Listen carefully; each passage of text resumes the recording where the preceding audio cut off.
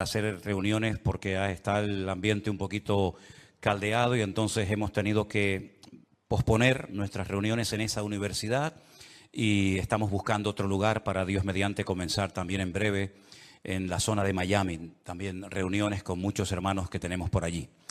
Y quisiera que en esta tarde, pues como siempre les pido, ¿no? Y como siempre veo que es así, estemos muy atentos a la palabra que voy a compartir con ustedes en esta tarde, que va también un poco en la línea y en la temática de los últimos mensajes, puesto que estamos viviendo tiempos muy interesantes, ¿eh?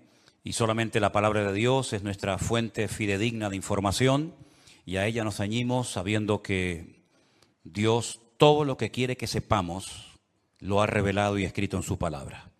Y lo que no quiere que sepamos, por el motivo que sea, pues no nos lo ha dejado en su palabra y eso no nos tiene que perturbar, sino lo que tenemos que hacer es ocuparnos en saber lo que dicen las Sagradas Escrituras, sobre todo lo relacionado con lo profético de los últimos tiempos. Estoy leyendo y leyendo otra vez las profecías que se encuentran en Daniel, que él dice la Biblia que las escribía pero no las entendía. Incluso en algunas ocasiones se le dice, escríbelas, séllalas, porque esto no es para tu tiempo. Esto es algo que yo te revelo a ti para que quede registro, pero esto es algo que ha de acontecer en los últimos días, en los postreros tiempos. ¿Y quién no sabe que ya estamos en esos postreros días? Cualquier musulmán le pregunta si ellos saben que estamos en los últimos tiempos. A cualquier judío, a cualquier cristiano con dos dedos de frente, incluso a aquellas personas que no se definen como nada, pero te dicen, por ejemplo, cuando te los encuentras en la calle, esto va a reventar por algún lado, esto ya no aguanta más, algo va a pasar. Bueno, gracias al Señor, nosotros los creyentes podemos estar en paz en medio de la tormenta porque sabemos lo que va a suceder y para eso tenemos la palabra de Dios. Oramos en esta tarde, queridos hermanos, pidiendo la bendición de nuestro Dios para este mensaje. Te damos muchas gracias, Señor, una vez más, por esta oportunidad que nos das de aprender, de conocer las cosas que tú has dejado en tu palabra para mantenernos firmes en la fe, para saber cómo actuar, cómo comportarnos en estos tiempos peligrosos y difíciles en los cuales nos ha tocado vivir. Señor, abre nuestro entendimiento para que podamos comprender tu palabra y podamos en esta tarde, Señor, ser fortalecidos en nuestra fe, en nuestra comunión contigo, y que esta palabra sea de bendición para todos los que la van a escuchar, tanto hoy como en cualquier otro momento. Nos ponemos en tus manos y pedimos tu bendición en el nombre de Jesús. Y amén, y amén. Yo lo primero que me gustaría pedirles a todos ustedes, no solamente los que están aquí reunidos, sino también los que están en sus hogares y los que después van a ver estas reuniones. No sé si se han dado cuenta, pero en las últimas semanas han habido centenares, cientos de miles de personas que debido a todo lo que está ocurriendo se han metido en, seguramente en muchas otras páginas, ¿no? Pero yo hablo de lo que nos atañe a nosotros, a ver qué es lo que está sucediendo, a ver qué es lo que está pasando. Tenemos ya mensajes en nuestro canal de YouTube que tiene casi 4.000 mensajes. Tenemos mensajes que ya pasan de los 2, 3, 4, 5, 6, 7, 8, 9 millones de visualizaciones. Es algo increíble ver cómo Dios está despertando las conciencias de muchísimas personas en muchas partes del mundo, porque están realmente preocupadas, diciendo, ¿qué es lo que va a pasar? Yo ya digo, lo primero que les quiero pedir a todos ustedes es que mantengamos la calma, por favor. Veo a muchos creyentes nerviosos, angustiados, con miedo, y lo primero que tenemos que tener en cuenta es que el Señor es nuestra paz, que todo está bajo el control de Dios y que aquí no va a caerse ni una hoja de un árbol sin permiso de nuestro Dios. Así que mantengamos la calma, la serenidad, la paz y no dejemos que nada ni nadie nos perturbe. El Señor Jesucristo dice, en el mundo tendréis aflicción. Más claro agua, pero confiad, yo he vencido al mundo. Mi paz os dejo, mi paz os doy, no como el mundo la da. La paz de Cristo es una paz que a menos que tú la tengas no te la puedo explicar con palabras. Y mira que sé explicar muchas cosas y el Señor me ha dado, pues yo creo que algo de sabiduría para explicar muchas cosas de su palabra. Pero explicarte lo que es la paz de Cristo, sinceramente, me faltarían palabras para poder explicarte lo que es vivir en cualquier momento y circunstancia de la vida, bajo la enfermedad de un hijo, bajo la muerte de un ser querido, en momentos de guerra, en momentos de necesidad, de crisis matrimonial, problemas de toda índole. Explicarte lo que es tener en esas circunstancias la paz de Cristo, prácticamente es imposible hacerlo con palabras, a menos que usted tenga esa paz morando en su corazón. Así que, hermanos, recordemos lo que dijo el Señor, quiénes somos: la luz del mundo y la sal de la tierra. Si me permiten la expresión, guardemos la compostura en todo momento, porque ahora se nos van a presentar muchísimas oportunidades y ocasiones para dar testimonio y explicarle a la gente, si es que lo sabes, lo que está sucediendo y cómo va a terminar todo esto. Porque la Biblia no solamente te dice cómo va a empezar todo, cómo se va a desarrollar los acontecimientos, sino que además te dice cómo van a terminar los acontecimientos. Y lo que de entrada te puedo decir es que el mundo nunca más volverá a ser el mismo a partir del 7 de octubre. Nunca más Oriente Medio volverá a ser lo que fue. Europa nunca más volverá a ser lo que ha sido. El mundo espiritual ha cambiado radicalmente. Te lo voy a intentar explicar esta tarde. Porque todo lo que nosotros vemos que está sucediendo en este nivel, en esta dimensión de lo natural, es simplemente, como he dicho muchas veces, y lo repito, un reflejo del mundo espiritual. El mensaje de hoy yo lo he titulado ¿Palestina o Israel? Porque se está oyendo mucho hablar en los últimos días, semanas, acerca de Palestina, de Israel y de Palestina. Y yo tengo que hacer un pequeño alto en el camino antes de entrar en lo que va a ser en sí el mensaje y decirte que no hay que ser ni judío, ni musulmán, ni creyente, ni cristiano, ni nada, para saber que nunca, jamás en la historia hubo un Estado llamado el Estado palestino. Nunca existió tal cosa, jamás. Te voy a decir de dónde viene y quién le puso ese nombre a ese territorio de Palestina. Antes de que los judíos llegaran a ese país y declararan el Estado judío de Israel, como se llama, en 1948, estaban los ingleses en aquel lugar. Después de la Primera Guerra Mundial se repartieron el mundo las naciones vencedoras. Y a Inglaterra le tocó lo que ellos llamaban en aquel tiempo Palestina. Así es que no sacaron de allí al pueblo palestino, porque nunca existió un país llamado o un pueblo llamado palestino, jamás. Entonces sería antes de los ingleses, pues tampoco, porque antes de los ingleses estaban los otomanos. Y sabéis que en ese país han estado todos, los omeyas, los árabes, los bizantinos, los hasmoneos, los griegos, los romanos, prácticamente todo el mundo ha estado por allí. Los cruzados con aquellas cruzadas, y decirles incluso que hasta el rey de España es el único rey del mundo que tiene el título de rey de Jerusalén, por si no lo sabían. Es decir, que por ese pequeño territorio, que es un cruce entre lo que se consideraba la Mesopotamia y Egipto o la salida al mar Mediterráneo, jamás ha habido un Estado palestino, nunca. No sé si en algún momento lo habrá, pero jamás en la historia ha existido tal cosa. ¿De dónde viene entonces el tema o el término Palestina? Realmente el título, el nombre de Palestina fue un castigo del Imperio Romano a los judíos. Me explico.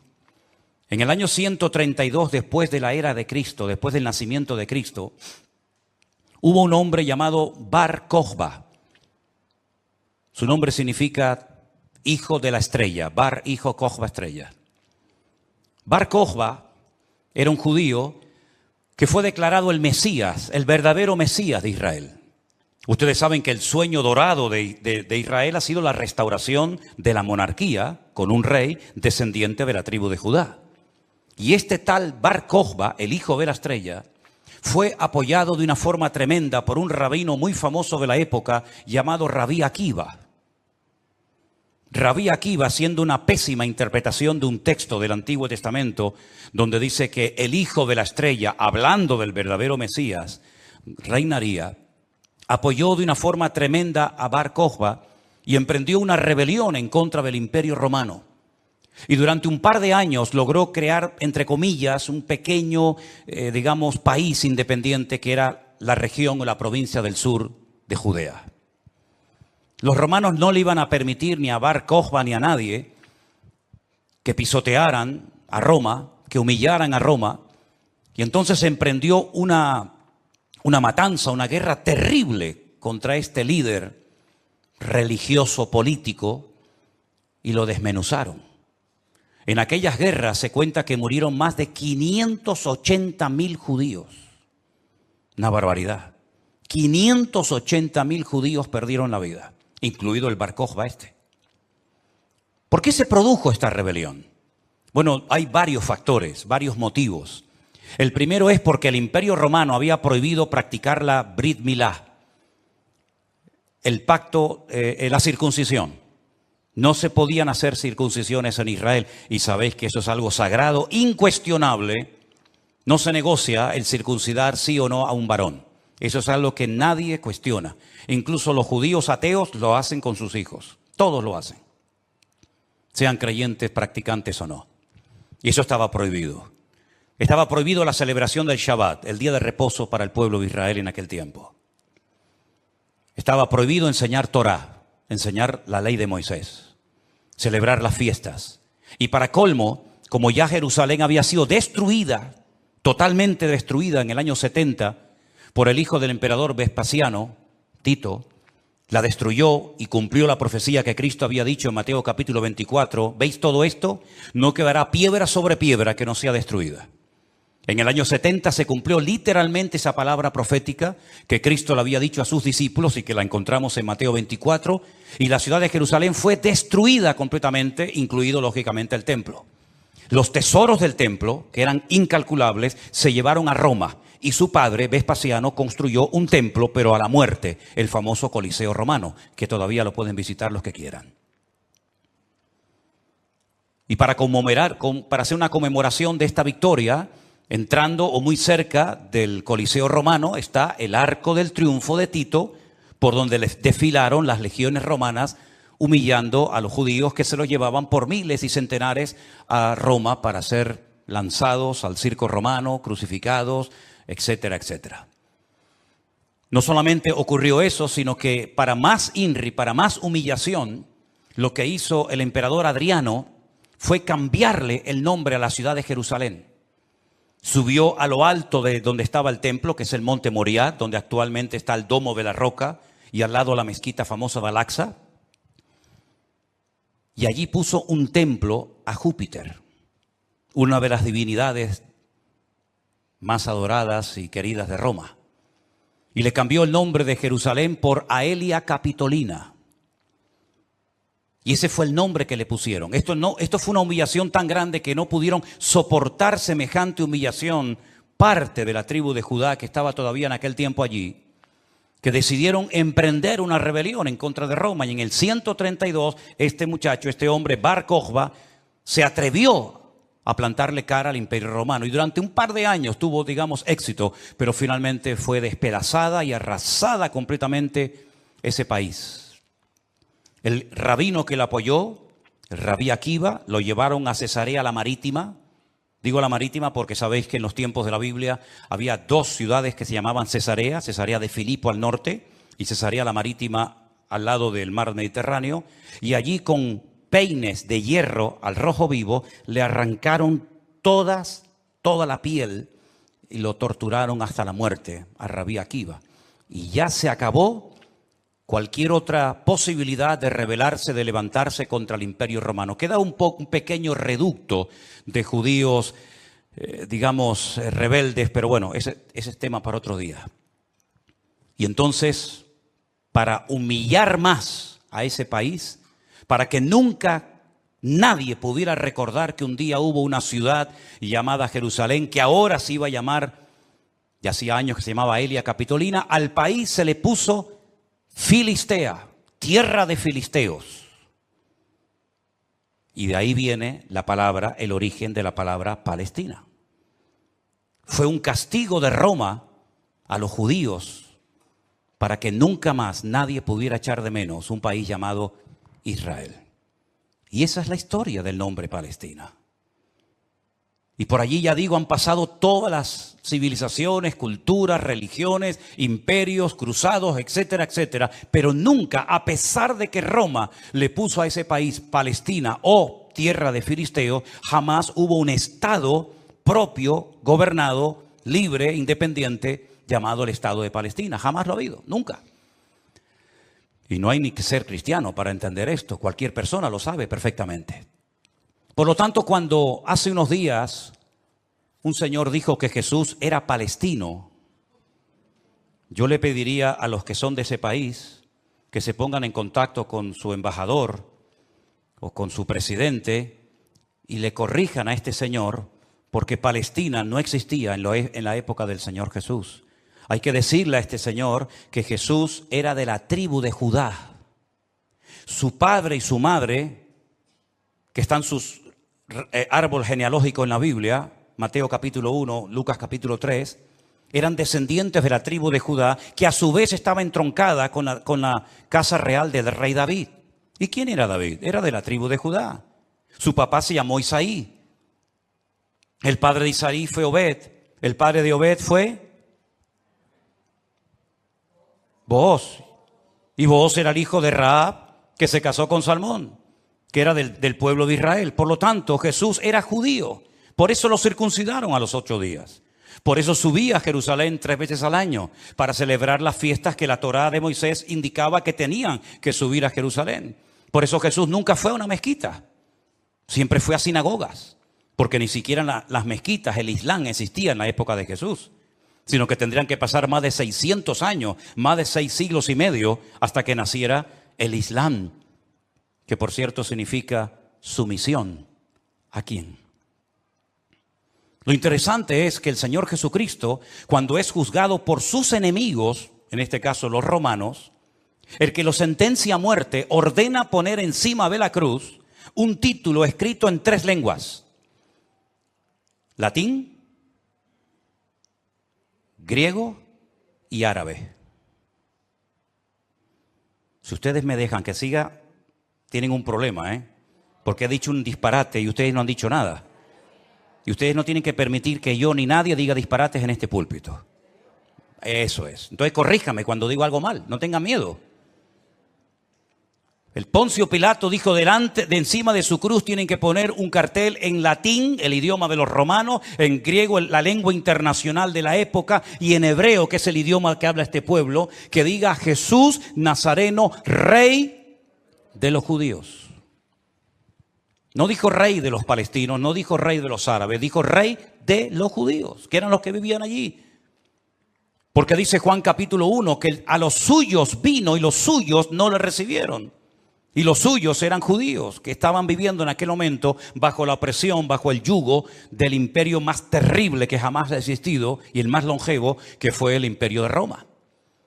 Así que de ahí viene todo esto del nombre Palestina y filisteos y todo esto, queridos hermanos. Pero nunca, repito, ha existido un Estado palestino. Cuando en 1948 las Naciones Unidas decidieron partir el país en 2, Israel dijo, estamos de acuerdo. Si los árabes que en ese momento habitaban en ese país, que la mayoría eran de origen jordano, el país que estaba al lado, porque no sé si saben que, por ejemplo, la explanada de las mezquitas arriba, en el monte Moriat, en el monte de Moriat, eso está bajo protectorado de Jordania.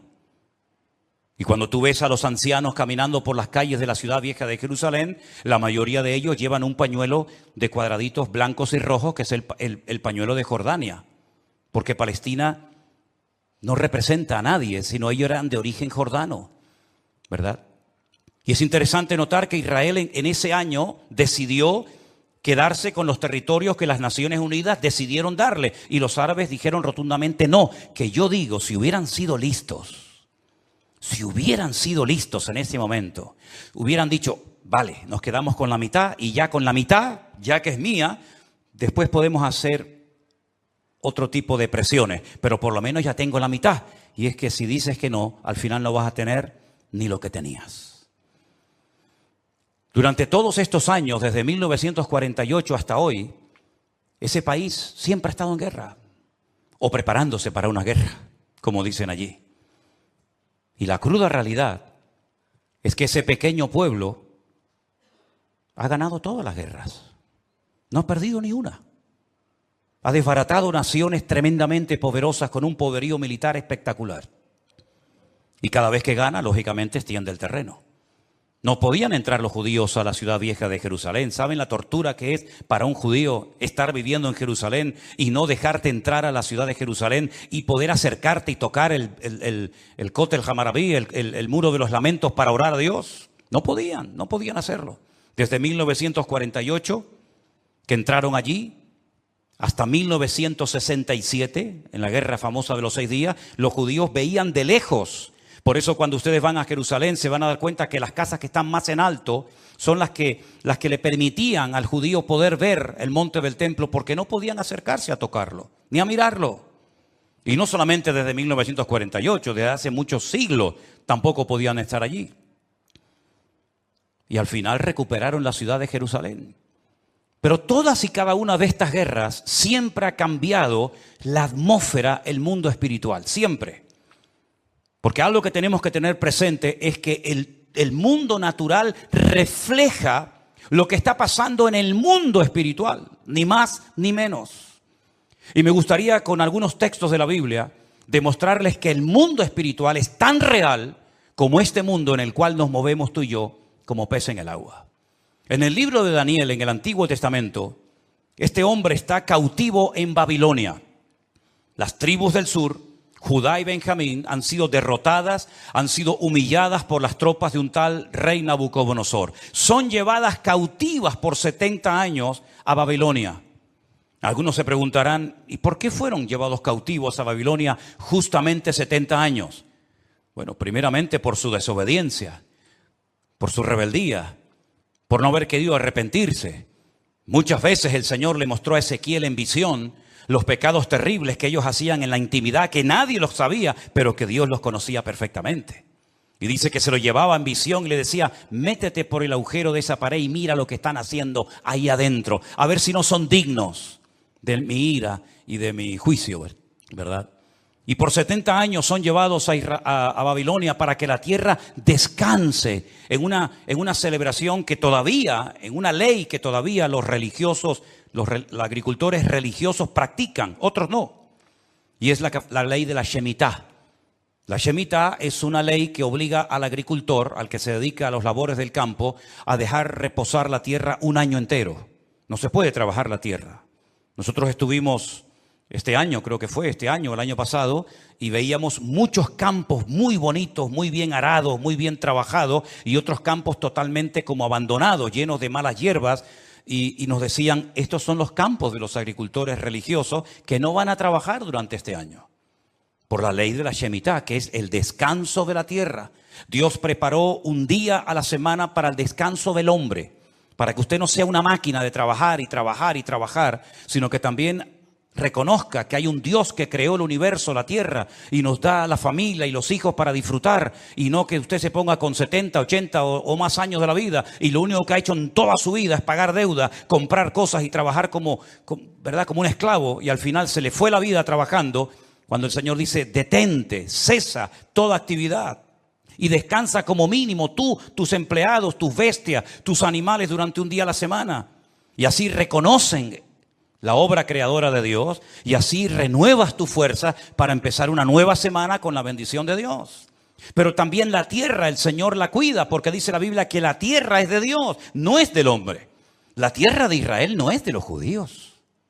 La tierra de Israel, ese territorio tan pequeñito, no es de los palestinos. ¿Quién es el dueño de la tierra? Es Dios, lo dice en su palabra. Del Señor es la tierra y su plenitud. Y dice la Biblia que durante los 490 años que vivieron allí cuando entraron con Josué, nunca cumplieron la ley del reposo de la tierra. Por lo tanto, la tierra necesitaba descansar 70 años. 70 por 7, ¿cuánto es? 490. Después de los 70 años de cautiverio, logran volver otra vez a su país, restauran el muro, restauran la ciudad, restauran el templo, vuelven otra vez a la vida normal, digamos. Pero sin embargo, antes de salir, Hay un hombre llamado Daniel que escribió un libro extraordinario, donde él nos habla de cosas que habían ocurrido, que les habían llevado a esta situación terrible, y cosas que iban a ocurrir en el futuro. Pero una de las cosas que Daniel cuenta muy interesante es el conflicto, la guerra, la realidad del mundo espiritual. Por ejemplo, podríamos leer muchos pasajes, pero en Daniel capítulo 10, a partir del versículo 12, la palabra de Dios dice así: entonces me dijo, Daniel, no temas, porque desde el primer día que dispusiste tu corazón a entender y a humillarte en la presencia de tu Dios, fueron oídas tus palabras, y a causa de tus palabras yo he venido. Está hablando con un ángel que se le ha presentado a Daniel, ¿sí? Mas el príncipe del reino de Persia se me opuso durante 21 días. Pero he aquí Miguel, uno de los principales príncipes, vino para ayudarme y quedé allí con los reyes de Persia. Intentaremos explicar esto lo mejor posible. He venido para hacerte saber lo que ha de venir a tu pueblo en los postreros días. Porque la visión es para esos días. No es para el tiempo de Daniel, es para los postreros, los tiempos finales. Mientras me decía estas palabras, estaba yo con los ojos puestos en tierra, enmudecido. Pero he aquí uno con semejanza de hijo de hombre tocó mis labios. Entonces abrí mi boca y hablé y dije al que estaba delante de mí, Señor mío, con la visión me han sobrevenido dolores y no me queda fuerza. ¿Cómo pues podrá el siervo de mi Señor hablar con mi Señor? Porque al instante me faltó la fuerza y no me quedó aliento. Y aquel que tenía semejanza de hombre me tocó otra vez y me fortaleció y me dijo, muy amado, no temas, la paz sea contigo, esfuérzate y aliéntate. Y mientras él me hablaba, recobré las fuerzas y dije, hable mi Señor, porque me has fortalecido. Y me dijo, ¿sabes por qué he venido a ti? Pues ahora tengo que volver para pelear contra el príncipe de Persia. Y al terminar con él, con el príncipe de Grecia, que vendrá.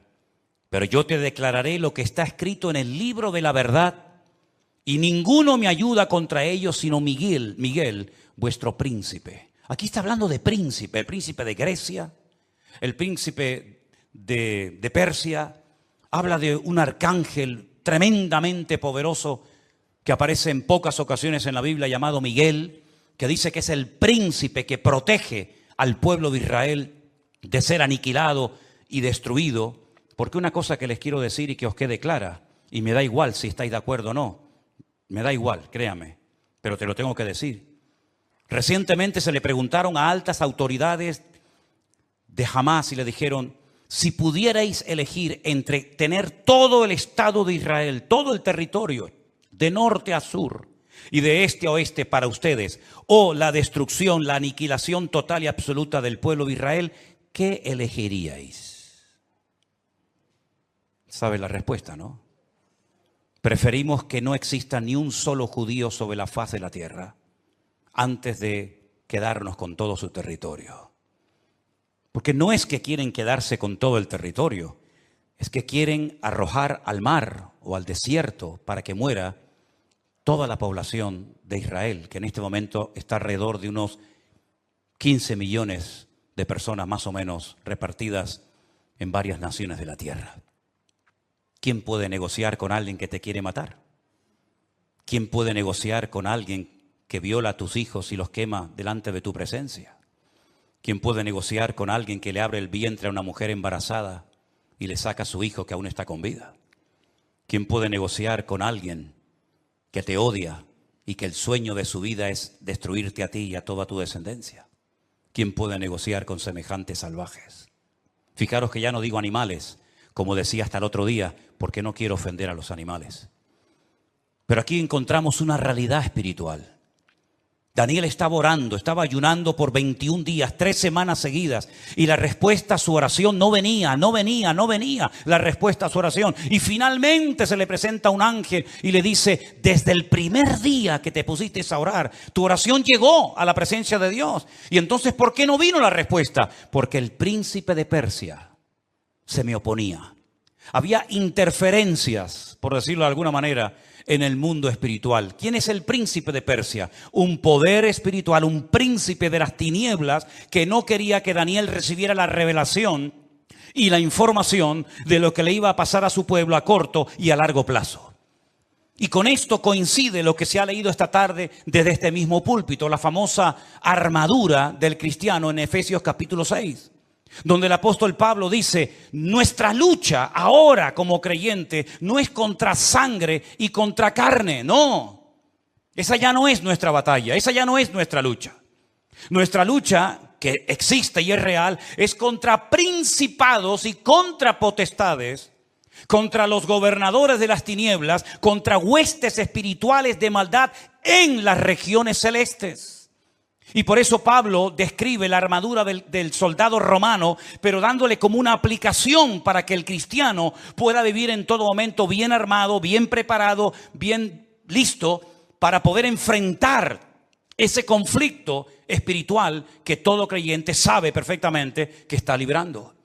Fijaros que las últimas palabras del apóstol Pablo cuando escribe a Timoteo le dice, he peleado la buena batalla. No ha sido fácil llegar hasta la meta, Me han torturado, me han apedreado, me han puesto en la cárcel, etcétera, etcétera. Y he peleado la buena batalla y he acabado la carrera. A Timoteo, cuando está pasando un momento de desánimo, de caído en su espíritu por las presiones y las luchas que está llevando a cabo en la iglesia que está pastoreando en Éfeso, le dice, pelea la buena batalla, echa mano de la vida eterna, sufre penalidades como buen soldado de Jesucristo. Yo sé que por ahí se ha predicado un evangelio aguado, un evangelio donde ven a Cristo y todos los problemas se te van a solucionar. No es verdad. Dios te va a dar gracia, paz y fortaleza en medio de los problemas. Pero muchos problemas no van a desaparecer por el hecho de que ahora usted se ha convertido a Cristo. Si le han predicado otra cosa, no es mi problema, pero sí es mi responsabilidad decirle que la vida no es fácil, ni para el ateo ni para el creyente. Y dice la Biblia que cuando sale el sol calienta buenos y calienta malos. Y cuando hay guerras mueren buenos y mueren malos. Y cuando hay un naufragio mueren cristianos y mueren ateos. Y cuando hay un atentado, cuando hay un terremoto o cuando hay un tsunami mueren cristianos, mueren blancos, mueren ricos, mueren todos. Porque es parte de la vida. Pero en medio de las tormentas y sufrimientos de la vida, nosotros sabemos que el Señor está a nuestro lado. Y eso es lo que nos da la fuerza para decir, Dios está conmigo porque yo sé en quién he creído. Miren a Job, y no me quiero ir del tema, pero miren a Job, un hombre que perdió a sus hijos, un hombre que perdió su salud, un hombre que perdió su patrimonio, toda la vida trabajando para tener 4 cosas y en un día las perdió todas, como le puede pasar a cualquiera, ¿o no? Sin embargo, cuando su mujer le dice, maldice a Dios, ¿qué tipo de Dios tienes tú? Que hoy te da y mañana te quita, ahora te sana y mañana te enferma. Y le dice, como cualquier persona incrédula, insensata, has hablado. Yo sé en quién he creído y aunque Dios me mate, yo lo voy a seguir adorando, porque yo sé que mi Redentor está vivo. Podemos tener paz en medio de la tormenta, podemos dormir en paz, como dice la Biblia, en paz me acostaré y asimismo dormiré.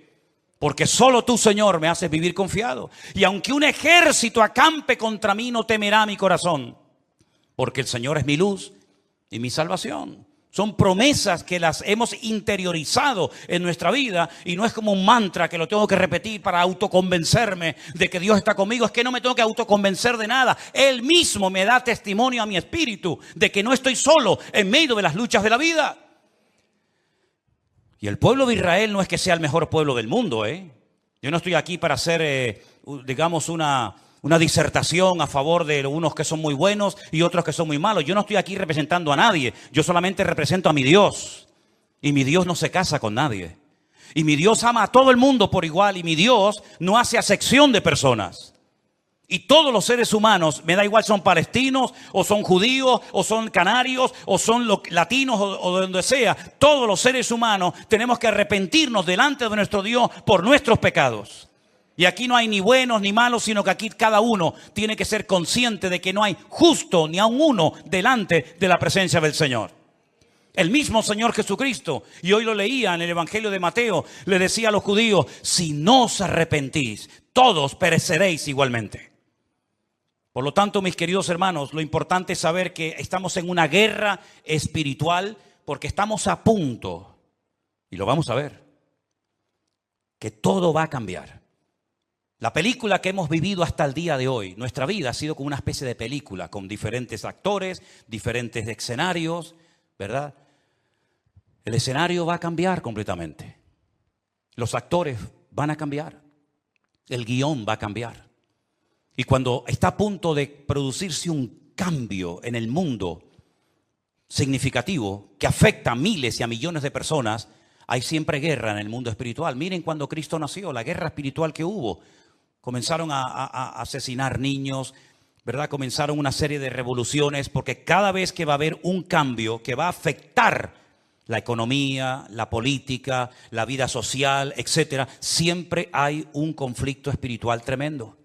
Daniel estaba orando porque quedaba pocos años, poco tiempo, probablemente estaba por el año 68, máximo al 69, de la liberación, ¿verdad?, del pueblo, y Daniel estaba no preocupado, pero sí indagando, leyendo las escrituras, orando y ayunando, porque sabía que se avecinaba, se oteaba en el horizonte un cambio tremendamente significativo. Miles de personas por fin iban a poder volver otra vez a su país. Iba a haber una masa de gente que iba a ir de un lugar a otro. Y esos cambios, hermano, no se producen por casualidad. Esto que estamos viendo, que ayer llegaron 1000 al Hierro, el otro día 600 a Lanzarote, el otro día no sé cuántos al Hierro, todo eso no es producto de la casualidad. Satanás está cambiando la escena mundial. Y lo vamos a notar en pocos días, en pocas semanas. Esto va a ser completamente diferente. Y los que tengamos la oportunidad y el privilegio de volver a Israel, porque vamos a volver a Israel, no nos vamos a encontrar al Israel que hemos conocido por más de 20 años. Nos vamos a encontrar a la gente de una forma diferente, una actitud diferente, una atmósfera completamente diferente, porque estamos en una guerra espiritual tremenda. Cuando se lee la famosa armadura del cristiano, se enfatiza mucho que la espada es la palabra de Dios, el yelmo o el casco del soldado representa la salvación, el escudo representa la fe. Pero si ustedes prestan atención a esa armadura de la cual Pablo nos está hablando aquí en Efesios capítulo 6, lo primero que él hace cuando escribe la carta es orar para que los ojos de vuestro entendimiento sean alumbrados y tengáis espíritu de sabiduría y de revelación en el conocimiento de él. Pablo dice que a los incrédulos Satanás les cegó el entendimiento. Y uno dice, ¿cómo? ¿Cómo es posible que gente tan inteligente, capaz de hacer cosas tremendas, cuando le hablas de la Biblia no se enteran de nada? Son como ciegos, como analfabetos espiritualmente hablando. Capaz que el tipo es un matemático, un científico espectacular, pero cuando le hablas de las cosas del reino, de las cosas espirituales, dice que para él son locura, no las entiende. Yo incluso he hablado con muchísimos rabinos judíos que se saben libros de memoria de la Biblia y les he hablado, por ejemplo, de Daniel, y me dicen literalmente, no entiendo lo que estoy leyendo, no lo entiendo. Uno se queda sorprendido porque se cumple lo que dijo Isaías: dale esto al que sabe leer y te dirá, no lo entiendo. Y Pablo dice que esta armadura representa la verdad, la justicia, la paz, la fe, la salvación y la palabra de Dios. Fíjate qué palabras tan interesantes. Dice que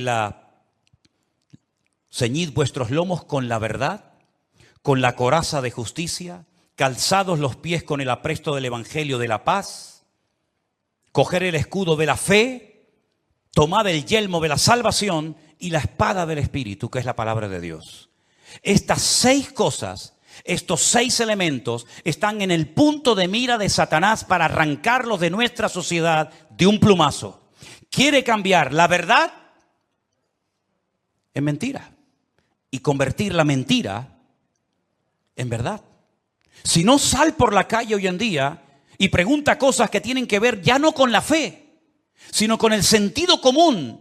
Y te vas a dar cuenta que hay gente que cree en mentiras, creyendo 100% que son grandes verdades. Y las grandes verdades las cuestionan y las echan a un lado porque dicen, eso no es verdad, eso es mentira.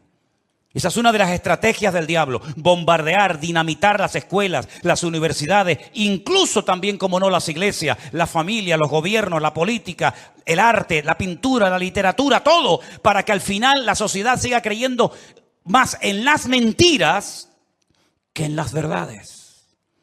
¿Quién enseñó que para ir al cielo hay que explotarse? Es una gran mentira. Pero 1.000 millones creen que es una gran verdad. Aquí vino hace poco una persona que me decía, ¿cómo es posible que ustedes crean que la tierra es redonda si la tierra es plana? Y decía, pero ¿me está hablando en serio este hombre? Quiere quitar la verdad y convertirla en mentira. La justicia la quiere convertir en injusticia. De hecho, muchas veces hay más sentido común, más sentido de la justicia en la calle, en la sociedad, hablando en una cafetería o en un bar, que cuando ves un acto supuestamente de justicia, que es una tremenda injusticia. Cuando a una persona se le meten en su hogar y no los puedes echar porque no tienen dónde vivir. Y no les puedes cortar la luz y el agua porque es un delito si le corto a un ocupa en mi casa la luz y el agua. Que han convertido la justicia en injusticia. Ya no tiene derechos el propietario, ahora tiene derechos el que usurpa la propiedad ajena. ¿Eso es una justicia? ¿Eso es justicia? Quiere cambiar la paz en guerra, cosa que sabe hacer perfectamente. La fe en incredulidad, la salvación en muerte y en desesperación eterna, y la palabra de Dios por cualquier cuento que cuenten por ahí, dándole más credibilidad a las mentiras que al libro eterno llamado Biblia o Palabra de Dios. ¿Qué te parece?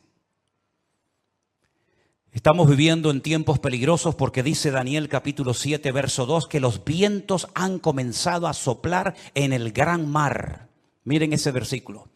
Daniel dijo, miraba yo en mi visión de noche y he aquí que los 4 vientos del cielo combatían en el gran mar. En la Biblia, el gran mar es el mar Mediterráneo.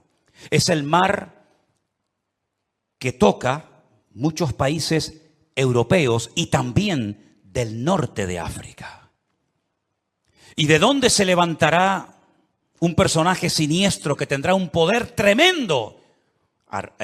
Económicamente hablando, políticamente hablando, económicamente hablando, del antiguo territorio que ocupaba el reino de Roma. Todo lo que es el norte de África, parte de Oriente Medio y todo lo que es Europa, hasta lo que se conoce como finis terrae, el fin de la tierra para los romanos hace 2000 años.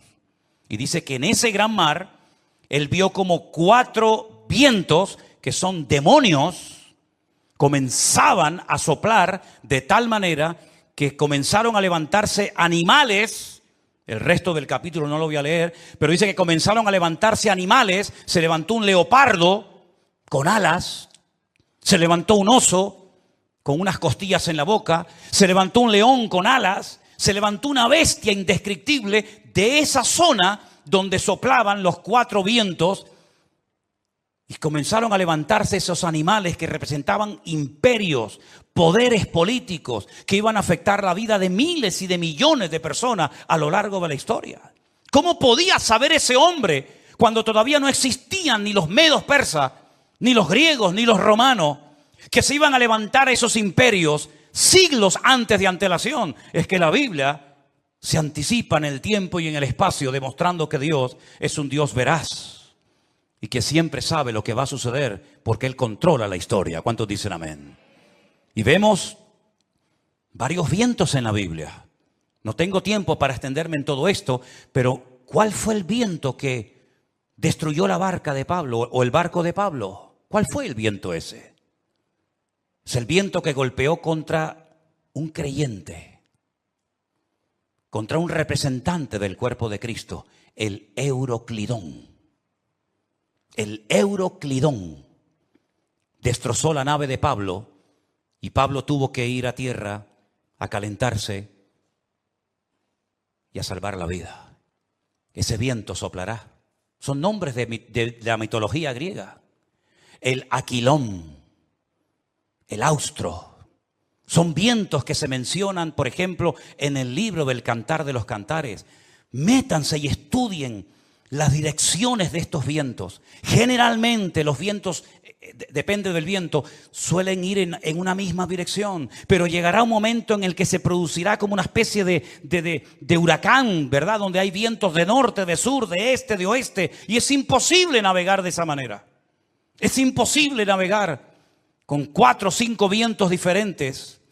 Y eso es lo que va a pasar en los últimos tiempos. Representa la lucha del mundo espiritual con nombres de vientos. Con nombres de vientos que aparecen en la Biblia. Y esos vientos se van a llevar a cabo en una zona geográfica en la que tú y yo también vivimos. Y por eso Europa va a ser afectada grandemente en los últimos tiempos. ¿Qué es lo que hay detrás de todo esto? No es una lucha de unos contra otros simplemente. Es una lucha de Satanás contra Dios y su palabra. Ni más ni menos. ¿Quién puede más? ¿Alá o el Dios de ustedes? ¿Quién puede más? ¿El Corán o vuestra Biblia o Torá? Es una lucha de tipo espiritual. Y si no estamos velando y orando, no vamos a saber cómo comportarnos, cómo actuar en este tiempo. Porque algo muy importante, que lo vamos a ver ahora en un momento en la pantalla, es cómo Satanás a lo largo de la historia, como una especie de camaleón, si me permiten, ha ido adaptándose a los tiempos, a las culturas, a las tradiciones, y de esa manera ha ido preparando el escenario para esta escena final que tenemos en el horizonte. Todavía la guerra fuerte que nos habla Ezequiel 38 y 39 aún no ha empezado. No es esta que estamos viendo ahora. Todavía viene otra peor, para que lo sepan. Cuando Gog, príncipe de Mesec y Tubal, vienen del norte con 200 millones de soldados para destruir al pueblo de Israel. Porque de esta Israel volverá a salir con muchas pérdidas humanas, con mucha sangre derramada, pero aún viene la peor, que la Biblia dice en qué momento se va a producir, qué naciones van a intervenir, por dónde van a atacar, cómo va a terminar, cuánto va a durar, etcétera, etcétera. Pero tengo una lista que se la voy a poner ahí en la pantalla. Espero que estas características del diablo de los últimos tiempos las tengan en cuenta, porque esta es la forma como Satanás ha decidido actuar en nuestra generación. Primero, lograr los objetivos deshumanizando a la humanidad. Eso ya es una realidad entre nosotros. El objetivo, lo que se pretende alcanzar, está por encima de cualquier precio de vida humana. Si mueren 1000, da igual, traemos otros 1000. Si son 10.000, traemos otros 10.000. Es como cuando los romanos estaban al pie de la montaña de Masada.